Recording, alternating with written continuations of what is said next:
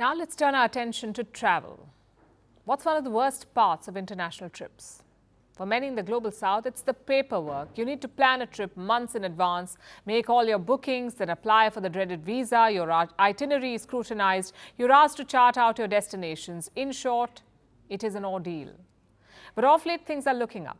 Countries are still recovering from the Wuhan virus pandemic. They're trying to revive their tourism industry, and many have decided to relax visa rules. China and Thailand, for instance, they just announced mutual visa-free travel from March. Thailand has also removed visa requirements for Indians temporarily. And this is becoming a bit of a trend. Countries in the global south are embracing visa-free regimes. Could this be the future of international travel? No visas. Here's our report. There was some big travel news out of Thailand this week. It has struck a deal with one of its biggest tourist providers, China. Bangkok and Beijing have announced an end to visas. Starting this March, citizens from both countries won't need to apply for visas to go to the other nation. No e-visas, no visas on arrival, nothing. Just seamless travel.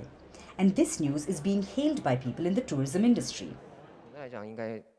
Search volume for flights from Shanghai to Bangkok and Beijing to Bangkok has been increased by more than 40% instantly.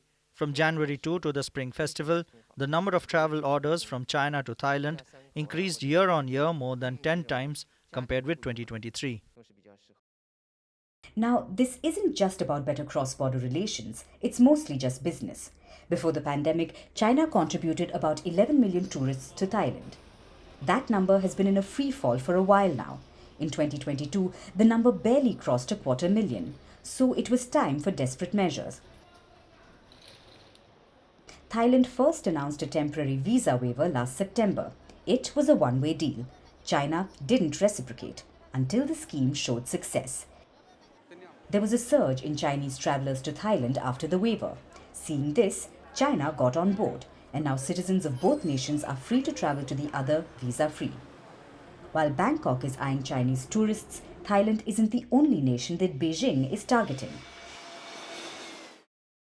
In November, China removed visa requirements for people from 6 nations: France, Germany, Italy, the Netherlands, Spain, and Malaysia.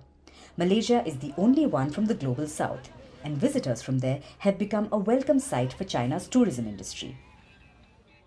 Since 1st December, the number of travelers entering China from countries that enjoy the visa-free policy at Shenzhen airport has exceeded by 20,000, with a month-on-month growth of over 20%. The number of people entering from Kuala Lumpur, Malaysia, alone has jumped by nearly 30%. Tourists from the global south are bringing in much-needed money. They are helping revive a tourism sector battered by COVID. So it's only natural to try and make it easier for travelers to enter the country. Indians are also much sought after. They can travel visa-free to Thailand. Malaysia too is allowing visa-free travel to Indians. So are Sri Lanka and Vietnam. And this will likely lead to a lot of benefits.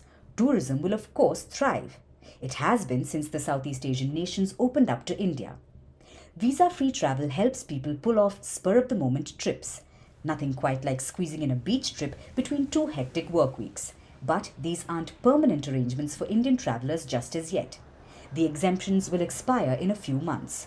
But as the Thailand-China case shows, if it's economically viable, countries may open borders permanently. The global south can help itself with these visa exemptions. It can spread the wealth and spur growth. Visa-free travel could well be the norm in the near future. It doesn't just satisfy your wanderlust, it's also good for business.